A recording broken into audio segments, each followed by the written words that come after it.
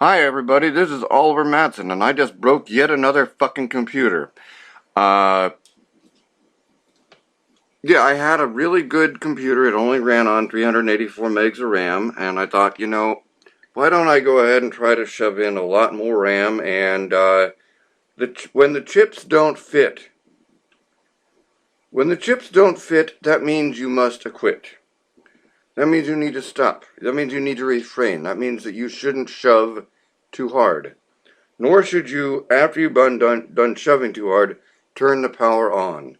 When you turn the power on and you hear a pop or a slight burning smell or you see the blue smoke, that means that you have issues. And that's what I'm here to talk to you about today. Improper computer care. Improper computer care starts with ignorance. It starts with lying to yourself, saying that a 2 gigabyte stick from 2010 will work in a 2003 machine. If you have to shove it in and it doesn't click smoothly, that means it doesn't fit. When things don't fit, you must acquit.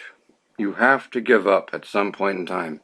Realization of transition are points in life which we all have to deal with on certain points. We all have to deal with learning about these things through our own experience.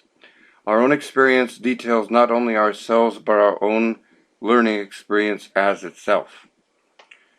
A learning experience can be painful, it can be happy, it can be joyous, and it can also be full of sorrow. We have only our own perspective to learn from these points, and from these points we learn to be ourselves. When we learn to be ourselves, we learn to be better people. And perhaps by better people, I mean not people that shove the wrong kind of RAM into the wrong kind of machine, therefore fucking up the machine. I feel in great, detailed anger, anguish, emotional pain, and strain that I did give Mr. Wayne Hafner a very well-working machine that was running on 384 megabytes of RAM, that was running on Windows XP, and I feel in very deep regret that I have broken said machine. The machine's death has me in a very interesting spot due to the fact that I did this not only to his machine tonight, but also to a very new machine at my house a few days ago. I believe that I may need to outsource consultancy, at least in regards to upgrading RAM in the future. There are no reasons for me to have acted in this manner.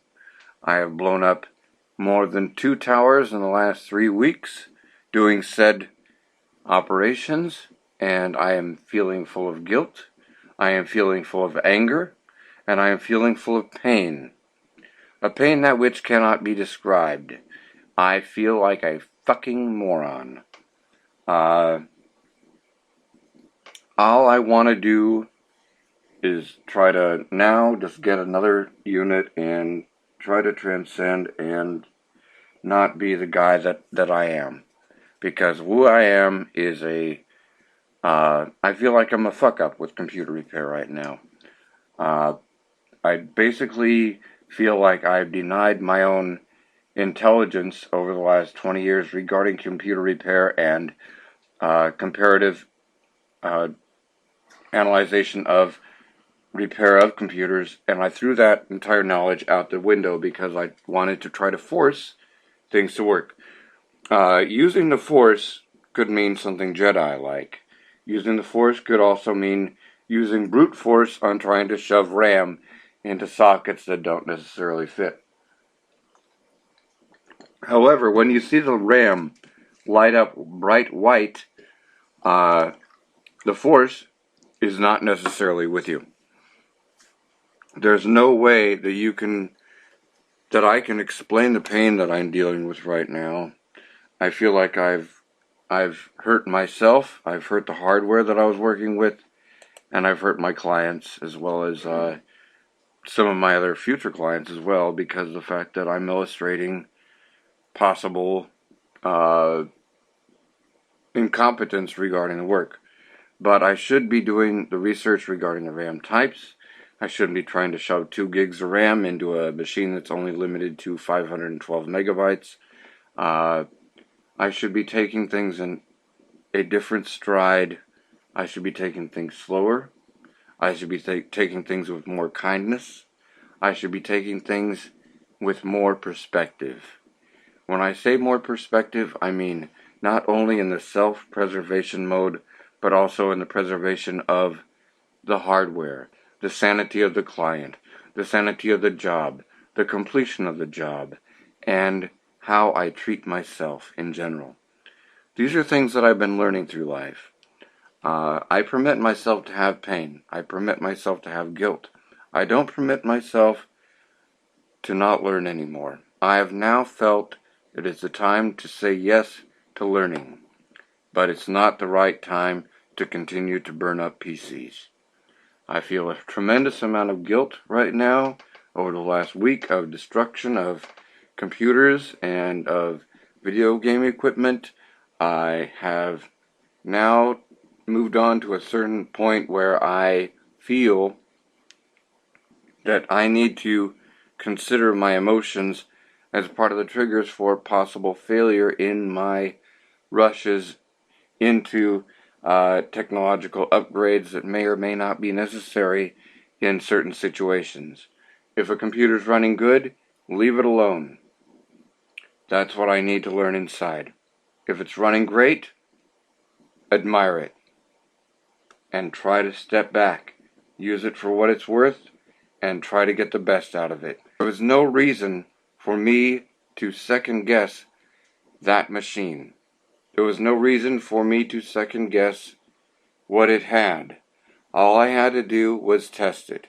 Then change machines over to said machine that I'm reading on, Wayne's new machine, and transcend. Transcendence is a difficult thing because of the fact that transcendence means change. Change is difficult for some people. Difficulty is a part of life. Challenge is also a part of life. Parts of life are also accepting guilt, accepting fault. That is what I'm doing right now. I was guilty of putting the wrong RAM in those machines and doing the wrong thing at the wrong time. I have to accept these things as a person so that I can transcend, so that I can grow, and so that I can learn.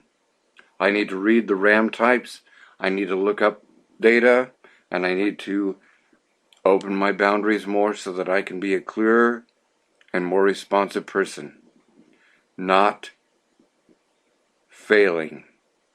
To be clear is to be on, and to be on is to be clear.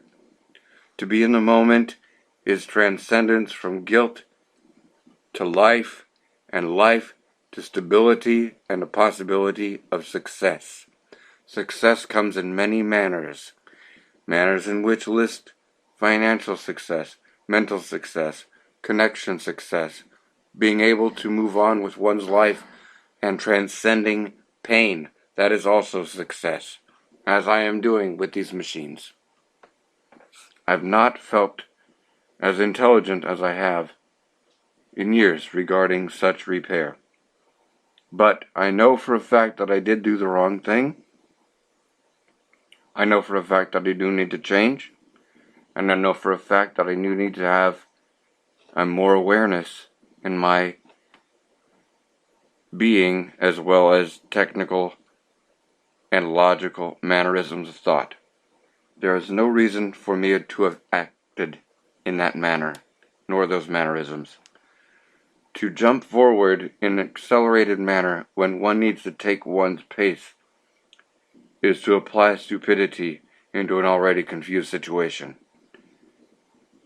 When one applies possible foolishness and or carelessness into a very serious situation or very important situation, one will lose focus.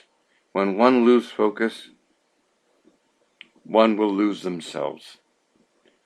And by that I mean, when I started to fail with these machines, I started to fail inside of myself. I was second guessing my own thoughts. I was still rushing But now I know that I need to take my time and slow down and become one with who I am, who I was, and who I may be. If I give myself the chance, I may be something great. If I don't give myself the chance, I will fail. If I deny myself the chance, I will have already failed myself twice by closing the door on a gateway which has never been opened, and a path that has not yet been taken. Tomorrow, they say, is a correct and meaningful target. It is true, but today is the thing that you're in, and to slow down time so that you can pay attention to the job at hand, to the talk at hand, to the moment at hand, to the feeling at hand, to the feelings in your heart, to the feelings in your mind, to the emotion, the pain, the glory, and everything else in between is the right way to accept it. I've only known how to treat my emotional self as good as I possibly can be. The emotional self is different from the actual self. My actual self is something I believe that wakes up in the morning, goes to bed at night, does what it needs to do in the daytime, and has fun afterwards. The realistic and actual self, the psychological self, is constantly worrying, hurrying, accelerated. To try to seize the moment is also to try to possibly blur the moment from itself. When one learns to step back and take things slower, one will learn patience. Patience is a virtue, and it is a truth in the fact that it is a virtue. There is no reason why people can't be more patient nowadays. All that we need to do is be nicer to ourselves. That way we can be nicer to other people.